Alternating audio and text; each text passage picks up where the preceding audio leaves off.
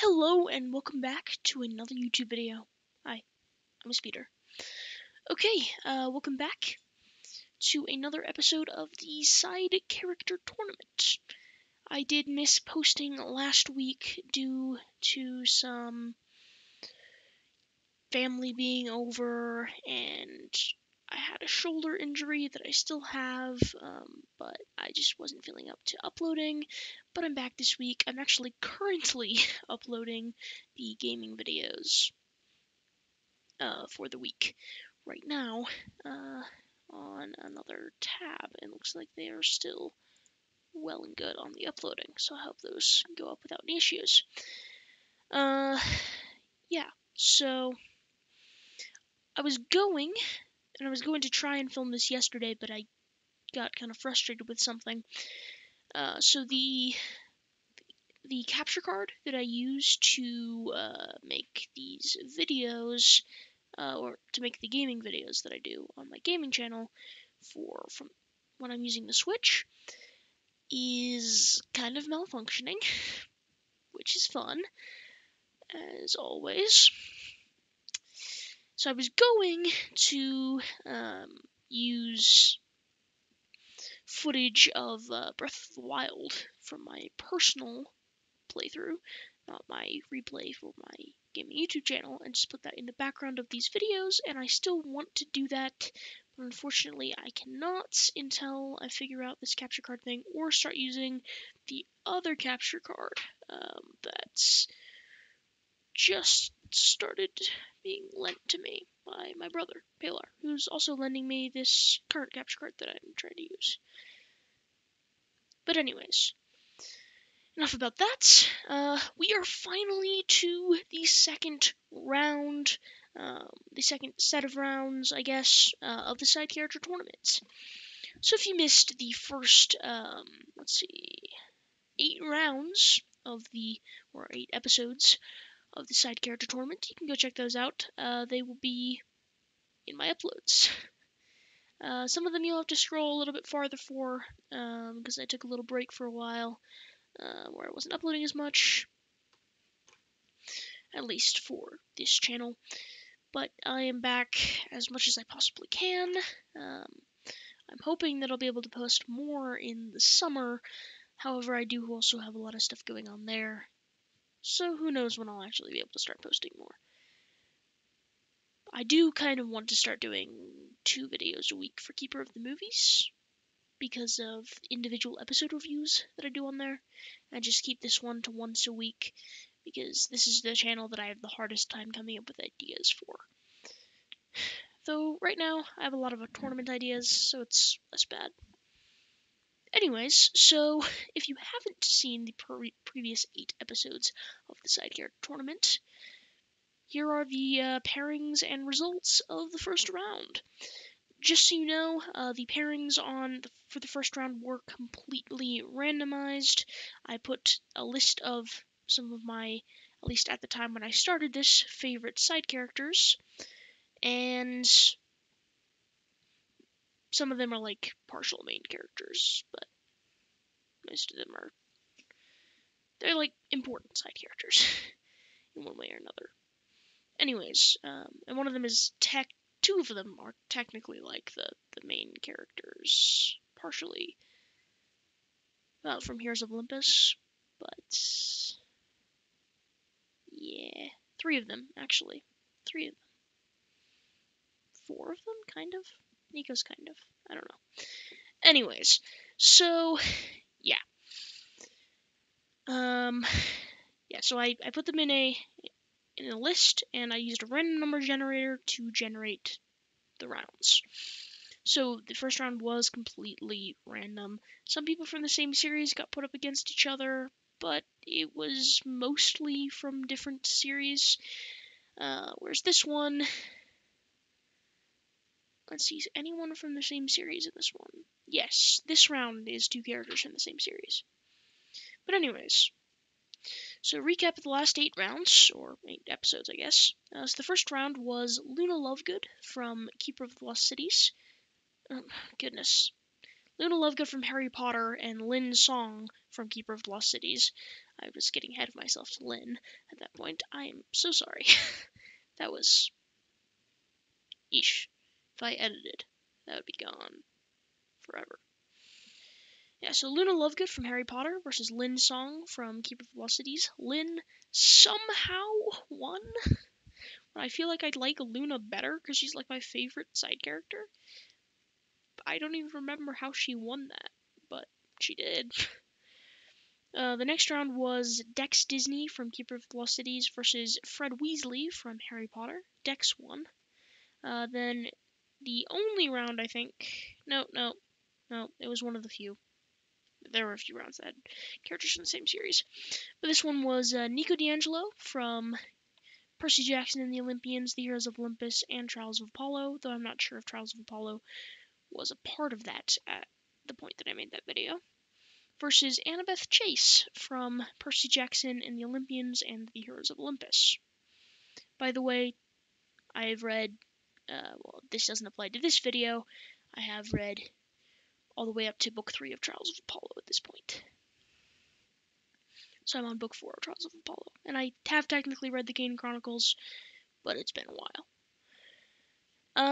The next round was Tam Song from Keeper of Velocities versus Biana Vacker from Keeper of Velocities, and Biana won that, to not my surprise at least. Next was Imogen, I'm not sure, from The Ascendants versus Keith Sensen from Keeper of Velocities. Keith won. Then it was Hermione Granger from Harry Potter versus Leo Valdez from The Heroes of Olympus and The Trials of Apollo. And the next round after that was Holt from Ranger's Apprentice, Royal Ranger, Early Years, versus Ginny Weasley from Harry Potter. Holt won. Also, surprisingly, to me. And then the final round that we did in the last episode of the Side Character Tournament was Rodin from The Ascendants versus Jason Grace from The Heroes of Olympus and The Trials of Apollo. Rodin won. So in this round, the first episode of the actual round 2 of the Side Character Tournament, we have Lynn Song versus Dex Dizznee, both from Keeper of Velocities, one of my all-time favorite series. So, there are 4 things that I judge these people on. If it comes to a tiebreaker, basically whatever character I like better wins. So that's importance to the story. So how important are they to the story, even if they're a side character? Their relationship with the main character, whether that's friendship, rivalry, like more than friends, like in a relationship, things like that. How realistic is this character? Because I find that there are an abnormal amount of side characters who seem like they have no character. And then finally, my own personal preference, which is the least important of these, but is also the tiebreaker. So I guess it's also technically the most important of these. Anyways, I have made far too long of an intro. So, yeah, let's just get into it. Lynn versus Dex. I will go over all the first 3 things with Lynn, then the first 3 things with Dex, and then I will compare them. Alright, starting with Lynn's importance to the story. Okay. So I feel like Lynn isn't very important to the story of Keeper of Velocities. I mean, she's there, and she is important in some of the books, and again, I guess I haven't mentioned this. I have read the entire series. At this point in time, Book 9 has not come out, but we do know the title. I don't know if we have a cover yet. I don't think so, though. And we have a release date. I'm really excited for that, but I haven't actually reread this series yet, and I read it like a year ago, and I don't have... Sometimes I have a great long-term memory, and sometimes I don't have a great long-term memory. And sometimes I have a great short-term memory, and sometimes I don't have a great short-term memory. It varies. So in some situations I tell people, oh yeah, I have a great memory, and in others I'm like, I have a terrible memory. But the truth is, both are true. So I don't know. Anyways, when it comes to Keeper of the Lost Cities, small details, especially in either the earlier or a couple of the more middle books, I don't remember a lot about them. I have reread most of book 1, and I have more recently read book 8.5. But when it comes to the other books, and I guess I do remember more of 2 than I do most of the others, and I guess I also kind of remember 7 more than a lot of the others, and kind of 8, but it's like books like 3 through 6, even though book 5 is my favorite, 3 through 6, I just don't remember a lot about them. I remember more about 4 and 5 than the other ones, and I guess those are the ones where Lynn is kind of more prominent when she's coming into the story, but I don't know. It varies in what I remember as far as details go. So that is a series that I really want to reread before book 9 comes out. If I didn't have so much on my TBR, I would be reading that right now. But I am still reading Warbreaker. Have not finished that yet. I'm about halfway through. Trying to read the entire Cosmere collection. So I can understand it all. And have a better grasp of what's going on in Stormlight Archive. Since I still haven't read Dawn Shard or Rhythm of War. But anyways. Yeah, so when it comes to Lynn's importance to the story, like I said, I'm not sure that this will be entirely accurate, but from what my memory tells me, which is not always the best thing to judge things off of, she wasn't always that important to the story. She was, I believe it was at the end of book 5, when they go and, no, might have not been book 5. No, wait, yeah. At the end of book 5, they go to, oh no, it was book 4, wasn't it? Crap, okay. Yeah, it was book 4, because at the end of book 5 was the conference thing. Yes. I'm now forgetting names of cities and things like that, so I don't remember what the name of the city was. But spoiler alert for the entirety of Keeper of the Lost Cities, by the way. This video is all Keeper. If you haven't read them, they're great. You should go read them. I love them. And while they have since dropped from my number 1 to like my number 4 to 6 or something, I've already gotten an updated list on my top 10 favorite series after I made that updated list. So I think I'm going to make an updated one every year. As well as ranking all the books I've read. I've already read like 6 books this year, which can be either a lot or a very small amount. I don't know. Anyways, I'm going on far too many tangents, as usual. So let's just drift back onto topic. So I think it was at the end of book 4. Because I believe that is the book where Lynn and Tam enter the story. Because I know that they met Sophie at, and please forgive me if I pronounce this incorrectly, Exilium? Or something like that? Exilium? Exilium? I don't remember, but it's like the place where you go if you get expelled from Foxfire. Or, yeah, if you get exiled. I think it's Exilium, but I that may be wrong. But whatever that other school is called, which I think that's what it's called, but man, I feel like I'm saying it wrong. That's where she meets, that's where Sophie meets Tam and Lynn. So Lynn is a is it hydrokinetic? I think it's pyrokinetic and hydrokinetic, but I may be wrong there. I wish I had my Keeper books next to me right now, because I own books 1 through 6 and book 8.5. I'm just missing 7 and 8. I really wish I had the book with me now. I should be bringing down these series that I own with me when I make videos about them. Like, when I do the next pairing, I should bring down book 2 of Percy Jackson and And I should also bring down book 1 of Heroes of Olympus, and then like all of the Keeper books I own, because that's a combination of Percy Jackson and Keeper of the Lost City is the next one. But anyways, I should be bringing down these books. I own all of Harry Potter, and there's still one Harry Potter character in. So, yeah. Anyways. Alright. We're 50 minutes in. Please focus. Okay, come on. Anyways, so, yeah. At the end of book 4, I feel like Lynn had an important role in that like escape scene from the city that I can't remember the name of. Yay! Wow. But it's that whole moment where Alvar reveals that he's a traitor and all of that.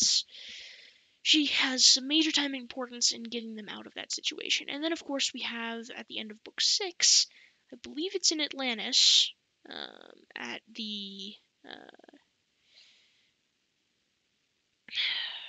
crap. Okay, I'm just gonna look this up now. Oh yay, they're 100% uploaded and processing. That's fantastic. Okay. What is the name of KOTLC book 6? Nightfall. There we go. So, I believe that the place that they go to is called Nightfall, which is inside of Atlantis. And we have that whole epic Biana moment where she goes and fights what's her face? Vespera, isn't it? I think it's Vespera. That sounds right. Where she goes after Vespera. I think Lady Gisela may have been there, but I don't. Maybe not. I don't know. But anyways, yeah, we love Biana. We'll get to her next time. Anyways, yeah. So Lynn does play a very important role in that scene. She kind of prevents, Atlantis from collapsing inward with water. If I remember correctly. So she is important in those aspects. And she, I believe, gets more important later on when she becomes Tam's motivation for joining the Never Seen temporarily, which results in the whole Keith situation getting, whatever the frick that was. As it's described in the 8.5 bonus pictures, the thing. That we still don't know a ton about, other than the fact that it seems to have changed or enhanced or perhaps given Keith a new ability, but that's a whole different topic. Yeah, so Lynn does become the motivation for Tam, who then causes that thing to happen. So she is important in that regard, but overall, I don't know, she's definitely a side character. I'll just say that. And I'm surprised that she beat Luna. Like, honestly. Very surprised. On to relationship with the main character. I don't think Lynn and Sophie are the best of friends. In fact, if I remember correctly, Sophie actually gets jealous of Lynn a couple of times when she sees her with Fitz. Though I don't ship Sophitz. If you haven't gathered that from my ship videos in the past, I'm definitely way into Sokeef, but I feel so bad for Keith all the time, and also Sophie, but mostly Keith.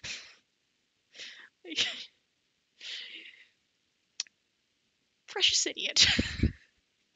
You precious idiot. I swear, that cliffhanger at the end of 8.5, I was screaming. I'm pretty sure I threw my book, or at least I came close to. Dude. Really? You adorable idiot. Anyways, that's all I have to say on that. Well, I have a lot more to say on that, but we're going off topic again. Yeah, I don't think Lynn and Sophie are the best of friends. They don't have the greatest relationship of all time. while Lynn is a friend to Sophie, she's more definitely a side character. She's not in, while she is in the main group, she's also not in the main group, really. She's also very shy, though she does come out of her shell a little bit more with Wiley. I want to say that's how you say his name, but I'm not entirely certain. I'll say I am terrible at pronouncing things, but anyways. Yeah, so she comes out of her shell a little bit more with Wiley, but overall she's kind of a shy person. She's very quiet. I don't think that she's exactly in like the main character group, which is like Sophie, Fitz, Keith, Biana, kind of Biana, Dex, kind of, though Dex gets pushed to the side a lot later on. Those five are kind of like the front and center people. Um, but like Dex and Biana are like a little bit farther behind. It's mostly Sophie, Fitz, and Keith, but Dex and Biana are also there. But yeah, Lynn isn't really a part of that group. She's kind of in the background with Wiley and Tam. She's in the circle, but she's not in the inner circle, if that makes any sense. So her relationship with the main character, Sophie Foster, is alright, but I don't think that it's incredibly strong. They certainly trust each other, but they're not exactly the greatest of friends. They're more acquaintances, but still trust each other, it's alright. Also, the realisticness of Lynn, I think this is where she more shines in the realisticness area. She starts out as this shy, quiet person with an overprotective brother. She's a twin. She basically ran away. And yeah, she's kind of a reject to most of the people, to most elves. But I think she starts coming out of her shell a little bit more, like I said, with Wiley, which is great. And I think that it was a realistic transition. She seems like she's one of those people who it takes a while for her to open up to other people, to trust other people. Well, I feel like she's more trusting than Tam. She doesn't seem like she's most open of people all the time. She's very quiet, like I said. And I think the transition of her becoming less quiet and a little bit more loud, I guess, but also not, just a little bit less shy. The transition felt natural, and I liked that.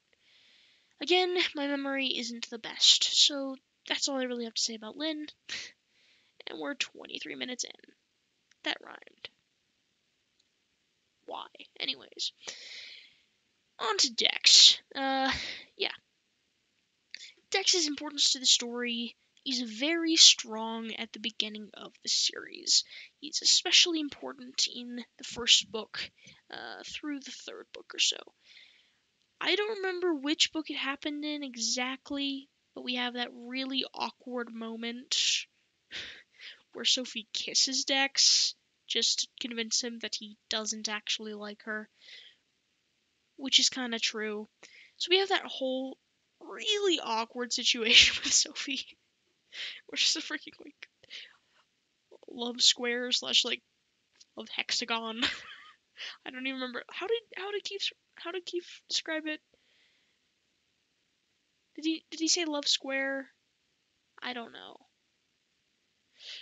Those were the best though. That's part of the reason why I loved book 5 so much, was those telepathic conversations were so amazing. But I'm not gonna get into that at this point. I just have so much to say about this series, and I don't have time to say it in this video. So, anyways, so his importance to the story: he makes gadgets. He was kidnapped with Sophie. He's according to Sophie, Sophie's best friend, though I feel like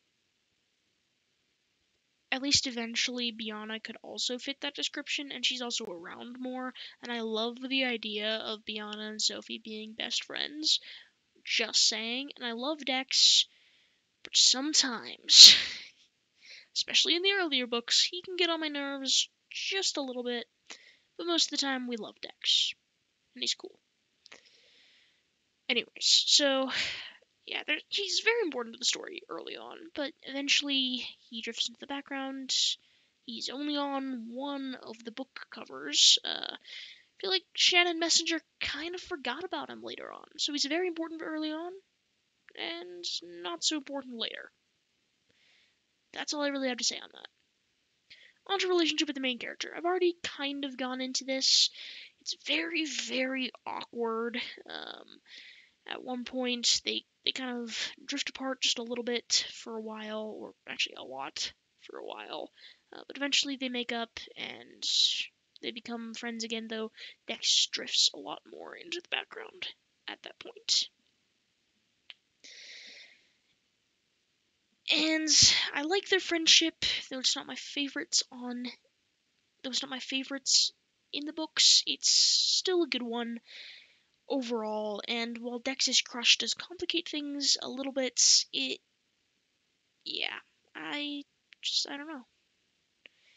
His relationship with Sophie is complicated, but eventually good. Then we have Realisticness.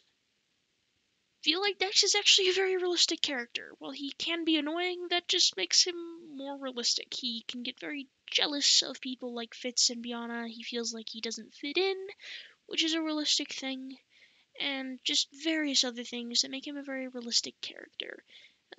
He's not a perfect person, but he tries, and honestly, his crush on Sophie kind of makes sense. That's all I have to say there. Again, I'm sorry about the blank screen. I did want to run something in the background. I just couldn't. Felt like I needed to say sorry about that again. For some reason. Anyways. Also, I say anyways far too much.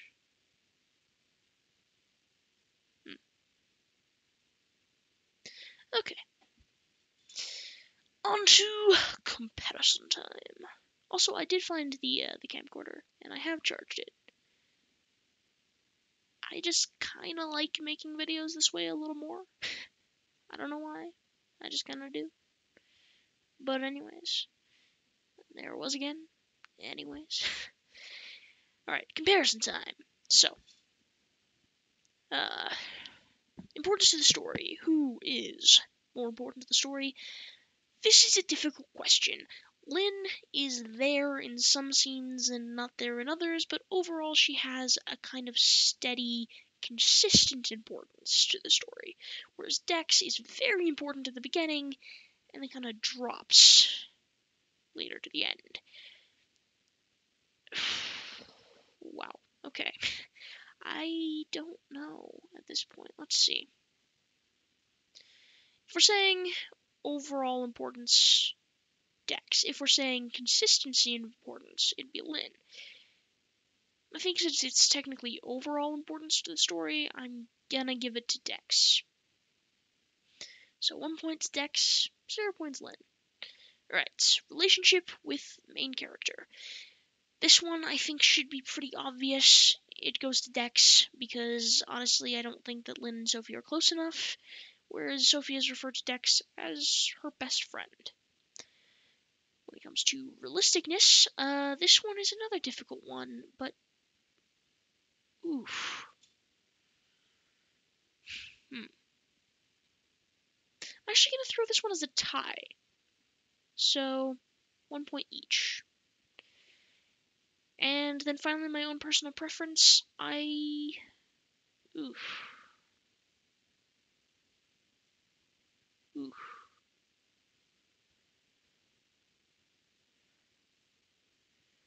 That's hard. But I'm going to give this one to Dex. So it looks like the winner of Lynn versus Dex, both from Keeper of the Lost Cities, is going to Dex Dizznee.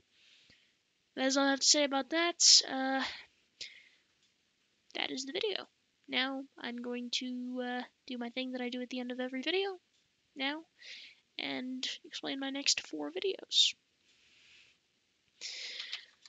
So at this point for Keeper of the Books, the next 4 videos that I will be doing will be the all side character tournament rounds. We'll be doing Annabeth from Percy Jackson and the Olympians and the Heroes of Olympus versus Bianna Vacker from Keeper of the Lost Cities. Then we will be doing a round Keith Sensen from Keeper of the Lost Cities versus Hermione Granger from Harry Potter. The next video will be Halt from Ranger's Apprentice, The Early Years, and Royal Ranger versus Rodin from The Ascendants. And the final of the 4 videos will be Dex Dizznee versus either Annabeth or Bianna in round 3 of the side character tournament, which will be the second to last round. So that's Keeper of the Books. Alright, Keeper of the Movies. The next 4 videos will be, at this point, The Dragon Prince Season 3 Episode 1 review, The Dragon Prince Season 3 Episode 2 review, The Dragon Prince Season 3 Episode 3 review, and The Dragon Prince Season 3 Episode 4 review. And finally, for Keeper of the Games, I'll be doing... let me just delete these 2 that I posted. Next... 1, 2, 3, 4, 5, 6. The next 8 episodes of Legend of Zelda Breath of the Wild. So that's that. Yeah. I will see you guys next time. Bye.